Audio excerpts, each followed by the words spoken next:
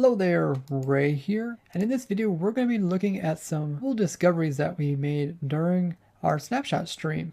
This includes a door duplicator, a zero-tick weeping vine farms, plus a new vertical redstone, and some weird stuff that we came across during our testing, as well as some footage I forgot to put in the last video. So join me as we look into all the weirdness with the Nether update.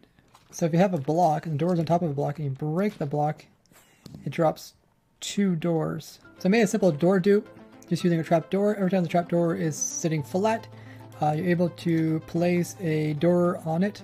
Every time it goes down, it automatically breaks it. And currently there's a bug where if the block is removed or changed from underneath the door, then it actually duplicates these new doors. And you can also change your right click button to a key, which will actually make it fast. So go ahead and press the J key. You can see I got 2 doors on that. And by having more doors in your hotbar, holding down the J key, you could just keep spam them. And this is kind of like an auto-clicking method, just by holding down the J key, because it'll actually do really fast inputs, faster than holding down your right-click button. So you can dupe doors extremely fast. Look at that, I'm already up to a stack. And it consists of 2 observers that just get pulled into place using a piston. And that makes the observers actually pulse faster than if you just manually place them down. I'm just clicking up against this block here to kind of give a permanent place to click against. And you can put these doors into any type of furnace, including like a smoker, exhaust fuel, as well as like a blast furnace to get free fuel. Oh, that's nice, Cheer Fruits. Just holding shift. Oh yeah, Baby Blaze is working on this too. Yeah, it doesn't work all the time, but often enough. The door duplicators were mostly a simple device, yet they're very effective in getting a lot of doors. Next up, we're going to take a look at the weeping vines, which can naturally generate on the crimson fungus, both on the giant forms that are naturally produced in the world, as well as bone milling the small crimson fungus into a huge one. And these vines have some pretty cool properties. So the vines have an age similar to that of like kelp. If you look at the first one, whatever age that one is going to tell you how long it can grow. So something like 7 can grow quite a bit. It'll start 7, and then every time it grows one time, it will increase age by 1 until it gets to 25. So the lower the number it starts out with, the longer it can grow. So unlike vines, it's actually limited on how far it can grow. If you AFK in one area in the nether, you're not just going to have everything end up the same height or length. They're going to kind of be staggered, which is going to make it look pretty nice. And we have tick rate up so it goes a little faster because watch this grow. So we made a simple 0-ticking weeping vine farm. We got the vines underneath the block. You can put them above almost any full block. Vines can be placed underneath them. And then when they get updated, they will grow. They'll grow downwards. This will also change the type of vine that's being detected by this observer, which is coming behind. The observer is powering a block in the back, which is updating this rail, budding this piston, which will make it power for a short period. And this will break the vine off. We're collecting all the weeping vines down here. People like to call them wines, like weeping vine wines. And you can definitely expand this to make many more of these, but it seems like 0-ticking does work. You can make a really cool farm out of this. We just got a couple torches here going to a couple pistons, which are being budded, and then they're being updated by some pistons above them, pushing blocks back and forth super fast. So the weeping vines are really cool because you can decorate a lot of things just by placing them underneath, and they will naturally grow, or you can make them grow whatever length you want to just by adding more of them onto ends of them. And you can even put on stuff like glass, which is really cool. Kind of look like they're floating there. If you do break this block, it will destroy all the vines and it will drop as items. Unlike the vines that are from the overworld, you can't actually climb these, so from like pushing forward or holding space, you can't climb them up. Maybe they'll add that eventually, which would be pretty cool. And these vines are also not flammable, so they won't like burn.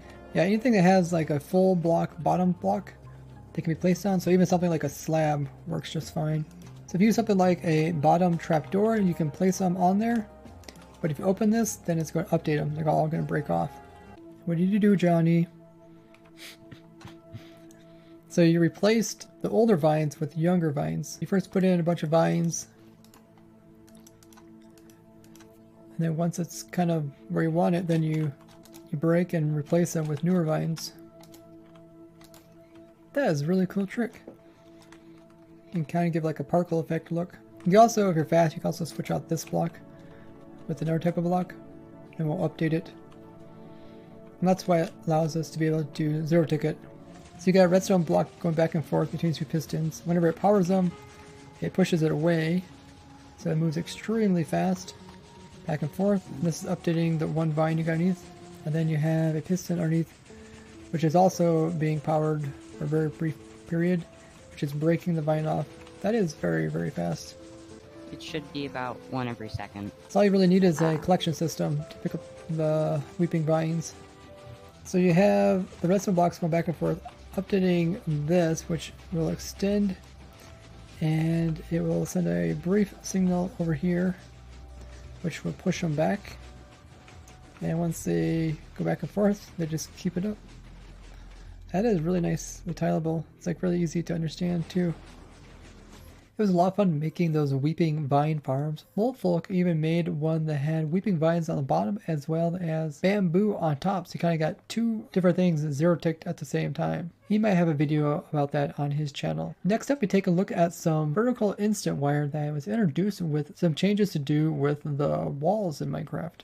So by putting a block above the wall here, it changes form, and that's detectable. So this bug was fixed in the snapshot. Essentially, if you had walls like this and you have blocks attached to the side of them, they will change their shape depending if something's on top of it. So you might remember in the past, if you like put a torch on top of this, it would change the shape to kind of support that block. So you can see the shape changing from kind of a thicker edge to a thinner, just like so. And now this also affects all the walls below it as well. And we can detect this with an observer, so we just need to make sure the observer doesn't actually change the form of it as well. So we'll just stick it underneath. That way we can read the change, and we can put that into some redstone lamps, just like so. So now if we go ahead and remove the torch, you can see it detects it. And we put the torch back, it also detects it. And you can do this with any block on top, so anything that will change the form of it, including like a trapdoor. Trapdoors downwards, it recognizes as a block above. When it's sitting up on the side, it's not recognized anymore, and the wall can change. So you can use this kind of as a vertical redstone. Technically, it's not like wireless. The walls themselves are wire. It's just not redstone wire that's going downwards. It's very useful to kind of transport signals up and down very quickly. And since it's not limited by any distance, you can make this as tall as you want. I'm going to put in these blocks on the side as well. That way it actually changes into the lengthy wall rather than the single walls. Now, if we go ahead and place a trapdoor there, you can see it lights up the redstone lamp down below. So you can send a signal from the top of the world all the way down to the very bottom, 256 blocks. With the observer detecting down below, you just have that 2 game tick delay with the observer reading the change in this wall right here. Now you can still get these spaces in between the walls if you build it up and then break it and then put in a new one like that, then you get this little space. So if you don't want that space, make sure to go from the bottom and build all the way up and not to break it part way. Other than that, it's very useful even to wire up stuff whenever you're trying to send a signal downwards. You can save on a lot of redstone or like slimestone, however you're trying to send the signal downwards. If you're trying to look for an actual wireless redstone, I did show one in the past that still works to do with daylight sensors and comparators. I'll link that down below. They also changed the way that biomes kind of spread out among the world. Like in the overworld, it don't matter how high or low you go, the biome will always be the same. But a couple versions ago, they actually changed it so that you could make it so that depending on how high or low you are in the world, the biome could change as well. And they actually introduced that into the Nether update. If I go upwards around here, you can see how the entire screen changes. This is because we're moving from a Crimson Forest to a Soul Sand Valley. So here's the Soul Sand Valley. You can see it right here. It says Soul Sand Valley. And then if I go a little bit up, we're into the Crimson Forest, but the actual fog changing is actually very noticeable. So right around here, you can see the blue fog, which is supposed to be for the Soul Sand Valley, but it came a little bit late. Now it says we're in Crimson. It probably depends on where my head is versus where my feet are at. But with this, it means that they can kind of stack biomes on top of each other. So you don't always have to move horizontally to find new biomes. You might also be able to move vertically and run across a new type of biome. It will be really cool to see if they introduce this into the overworld and make it so like stuff in the caves is a different biome and it can have a unique generation. even though the top is the typical biomes that we are used to in the overworld. Right now, when you're moving up and down, it can be a bit of like a strobe light when you're moving, so hopefully they come in and change that because it's pretty noticeable. Next up, we take a look at the knockback resistance that the new netherite armor will provide to the player. How much knockback resistance does this armor actually provide? Oh wow. So with no armor, I got all the way to here. Got one piece on, see how far back I go. Oh, all the way to here. On the edge though, it's in the middle of the block. Oh wow. So now I'm in the middle of this one. So it's slowly reducing about half a block or so. Yeah, so now I'm kind of between the two blocks once again. Yeah, now I'm more in the center of this one.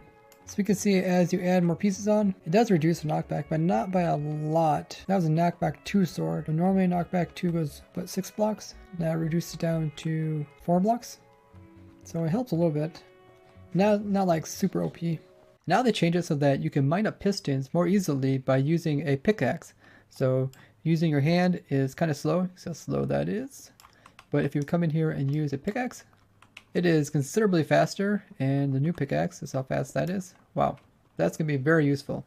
Now if you do put the efficiency 5 on your netherite pick, and you also have haste 2, it's almost like you can instant mine pistons. It almost seems like it's instant mine. It's a little bit hard to tell. Here's mining, instant mine of netherrack. And here's it on the pistons. Yeah, it kind of seems like it is instant. So that might be one of the new items that you can actually instant mine. You have to have efficiency 5 as well as a haste 2, otherwise it won't work. So people are wondering if like sponges have a special tool now. You can kind of see how fast it is to break them. It doesn't look like they have a special tool, so it looks like we're still stuck by using our fist.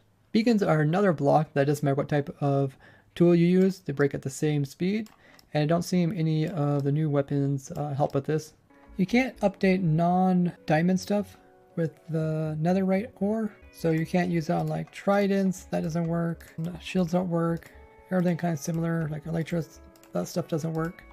Only stuff that is actually diamond. So yeah, the Soul Sand Valley has a lot higher chance of producing ghast. Pretty much that's because there is less mobs to spawn overall. Just skeletons, Endermen are spawning in the Soul Sand Valley as well as the skeletons. But yeah, a lot of ghast. This would make a great ghast farm. The hoglings are hostile mobs, so they will spawn and despawn in this biome depending on how far the player is from them. They're also not resistant to fire, so if we grab some flint and steel, set these guys on fire. You'd think most mobs that are natural to the nether would not really be able to get caught on fire. You can also find these bone structures, and they kind of generate wherever there is air. So I don't think they generate, well, it looks like they kind of generate into the sides a little bit.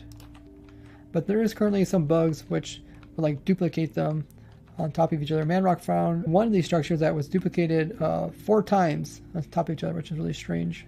A lot of interesting stuff in the Nether update already, and this is just the very first snapshot. If there's any interesting things I missed that I didn't cover in the last couple of videos, please tell me down in the comments. And don't forget to go ahead and like the video as well as share it with other Minecrafters so they can learn about all the cool things that can be done so far in the Nether update. And the video about the huge fungi farm is coming out very soon, so you guys have that to look forward to. I would like to thank you guys for watching, and I'll see you guys in the next one. Bye-bye!